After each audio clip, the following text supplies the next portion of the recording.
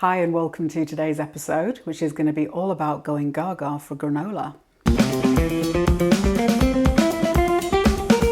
I'm not the biggest lover of breakfast first thing in the morning, so I have to kind of choke down my food. So I tend to stick to just a bowl of soy yogurt and some granola on top. And I'm fed up of buying plastic bags full of granola, so I'm going to make some myself. In terms of costings, I guess you probably can make it cheaper than you could buy it in the shops. But because of the ingredients that I'm using, it'll probably work out about the same as a shop bought one. But I bet it's going to be yummier. We're going to make two types of granola today. The first one is maple pecan.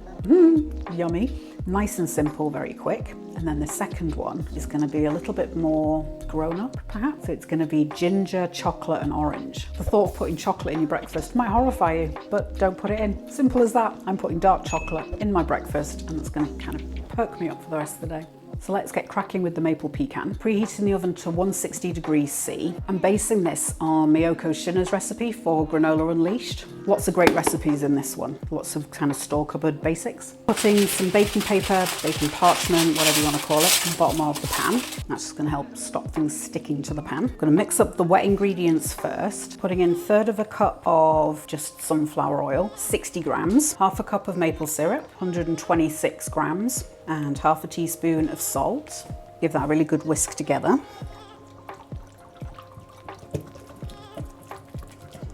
And then I'm adding 3 cups of rolled oats, which is 270 grams, and 3/4 cup of chopped pecans, 125 grams. And give this a really good mix. Get everything coated. I've just remembered I've got sunflower seeds that need to be used up, so I'm going to pop those in as well. So it's just less than 1/4 cup. I've remembered I wanted to put cinnamon in, and I should have done it really with the maple syrup and oil, just to really maximise the dispersion of it. I'll just pop it in now. So 1/2 teaspoon of cinnamon.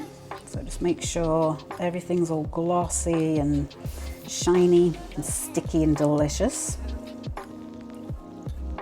Tip this out into the tray and then just spread it out in there. Get everything in a really nice even layer, just so that it bakes evenly. Pop this in. The maple pecan's going to be in the oven for about an hour, stirring every 20 minutes. I've just decided I'm going to put in 1/4 cup of dried cranberries, which is about 35 grams. I think that'll be a nice little added bit of sour, tangy niceness in and amongst all that rich flavour. Done quite a rough chop. There's bigger bits, little bits, just sort of nice bit of texture in there. Onto the ginger chocolate one. The second granola that we're doing is actually going to be oil-free. It's going to use aquafaba instead of oil. Now, I've never tried this before, so I'm not sure how well it's going to work, but I'm basing it on a recipe I found on lazycatkitchen.com. I'll stick the link down below. I'm using stem ginger in syrup for this one.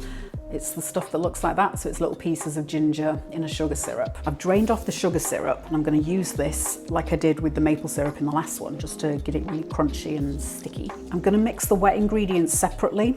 I just think that's going to be a good idea rather than building everything in the same bowl, just so the oats don't get too soggy. Got 1/2 cup of the syrup, that's about 120 mils or 120 grams. And this has got a really gorgeous ginger flavour. You can just use a normal sugar syrup if you don't have this. That's absolutely fine. And this is the aquafaba. And I'm not going to tip that for obvious reasons. That's the gooey water that comes out the bottom of a can of chickpeas. You can use any bean liquid, but chickpea has the most neutral flavour. And I think it's also the strongest because it's got the higher amount of protein in there. 8 tablespoons of the aquafaba. Give that a good whisking. Lazy Cat's recipe just said whisk in the aquafaba. So I'm not sure if they mean whip it into, because you can use that for meringues. So we'll try it without, and then next time I know. So back to the big bowl. I'm going to use the same oats again, 2 cups of that. Then we're also going to use buckwheat groats. Buckwheat is used quite a lot in gluten-free baking. I haven't used them like this before, so I'm intrigued as to what the texture is going to be like after they're toasted. Let's see what it's like when it's raw. Okay, they're very soft. I've doubled the original recipe just because I want lots of granola. But this is 2 cups of the jumbo rolled oats. Here's the buckwheat. They've got a very pretty shape. A little bit like hearts almost. That's 1/2 cup, 80 grams. 3/4 cup of mixed nuts. That's 130 grams. This is the orange that I'm going to use. I bought a bag of dried orange peel from the Iranian supermarket. I think that's going to have a really delicious flavour. So I'm going to chop that down a little bit. That's the sort of size I'm going to go with. I just want a very subtle orange flavour, but you know, obviously feel free to put much more in if you want. Slide that into the bowl.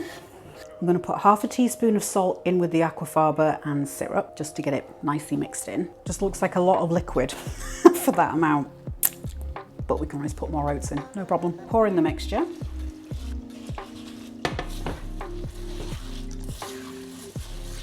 So everything's all coated, but then there's a big pool of liquid at the bottom. So I'm debating whether to just put in a few more oats. I need to set up a baking tray, so I'll try and decide in the time it takes me to do that.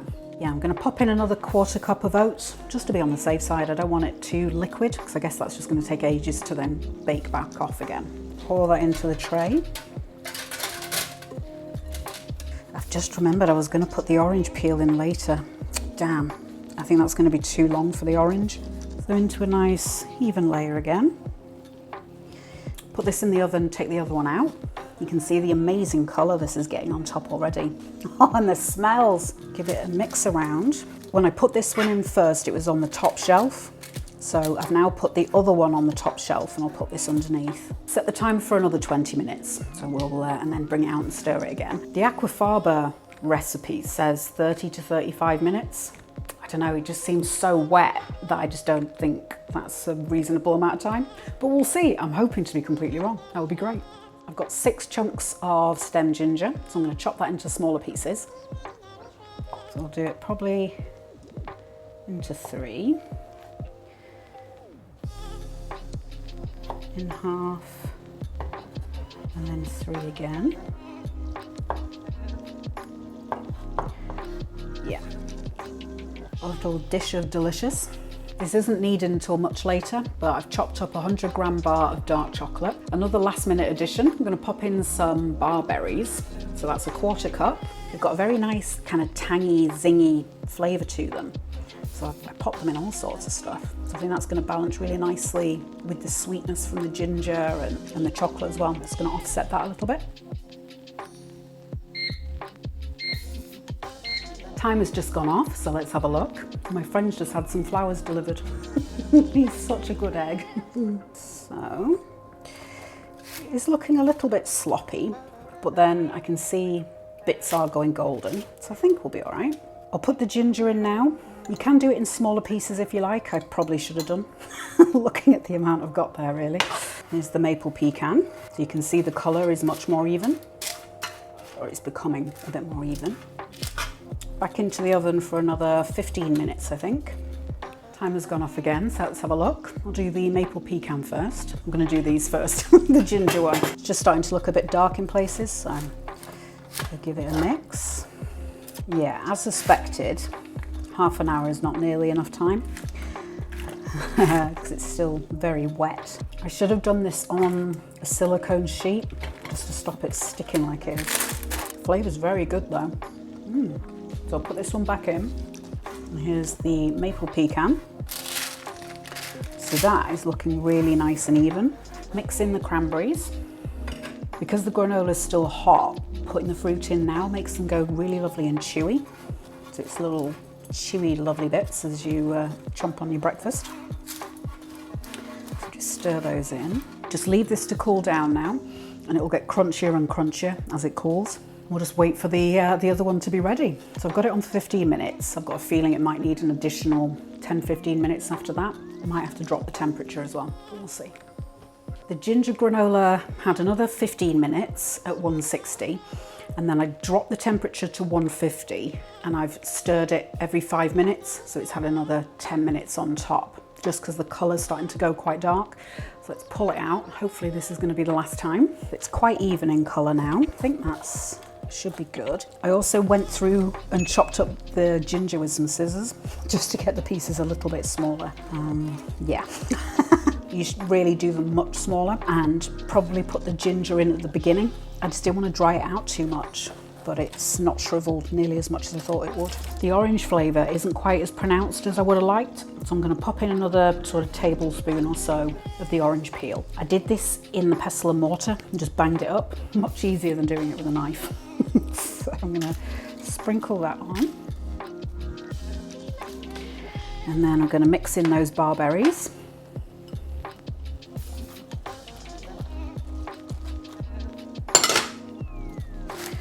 Give it a good mix. The smell coming off that with that extra orange, oh goodness me. It's a bit cheeky. Spread it out into an even layer again. Put this to the side so it can cool completely, then I can put the chocolate in. We'll have a quick look at the pecan one. So you can hear the texture of it. Really nice, lovely and crunchy. If you prefer your granola to be in clumps and clusters, to the second time when you've stirred it, maybe go in and scrunch bits of it together, and that might allow for these crumbles, but for me I don't really mind one way or another. Yeah, see, it will clump if you want it to. So I'm going to let these cool down completely, because if I put the chocolate in it's just going to melt. So I'd leave at least, I don't know, at least an hour and a half. I'm going to do some lacto fermentation with a new vacuum sealer. So I'll pop the link down there once that video is done if you want to check that out. Everything's all cool enough to start putting in jars. So I've got the maple pecan. I made some gluten-free chocolate chip cookies a couple of weeks ago. I'll stick a card up for you. When I was researching the recipe, I saw something that said if you want things to say crispy and crunchy, put them in glass. And if you want them to be softer, put them in plastic. So I put the biscuits, the cookies that I made really crunchy, but then put them in a Tupperware, like a plastic box, and they went really nice and soft. So I think there is something to that. So I'd advise putting them in glass if you can. I really like these ones. So they've got like a flip top lid with a rubber seal. I'm just going to mix in the chocolate pieces. That's the 100-gram bar of dark chocolate. So I'll put in half maybe to start and see how much is there.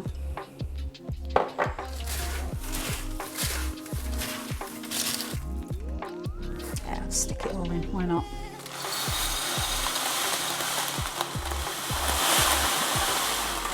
Right, so I've got 2 jars of fun. I'll go on the maple pecan.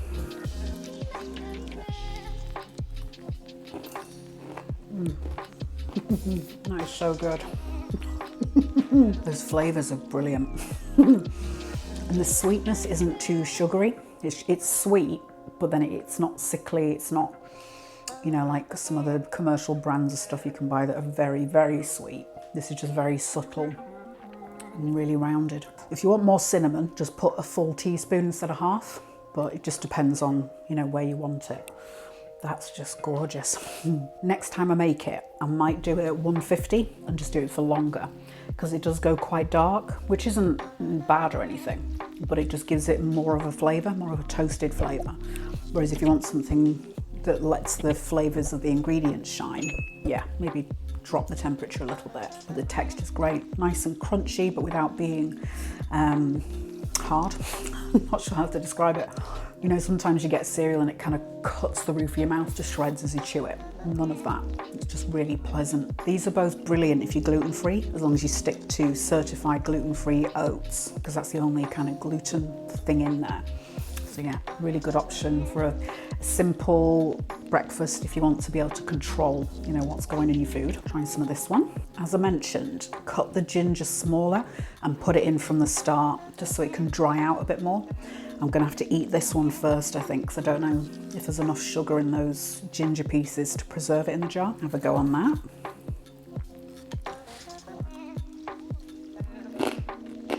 I mean, to say that's gonna be breakfast, that's a brilliant flavour combination.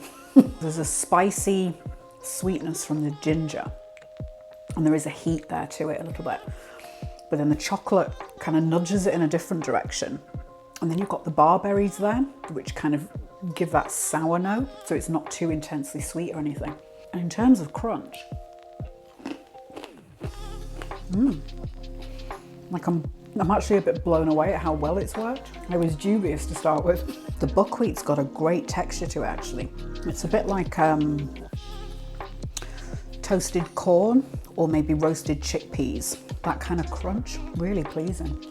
That's nice. So the maple pecan, that will keep for, I don't know, at least a couple of months, but that's gonna be gone through very quickly. This one, I'd say the same if the ginger was drier. I'm just gonna have to keep an eye on it and just, you know, make sure there's nothing growing on the ginger pieces. But again, I mean, that's gonna be gone in a couple of weeks, I reckon. So hit subscribe and tap that bell icon if you want more ideas of what to cram in your belly first thing on the morning.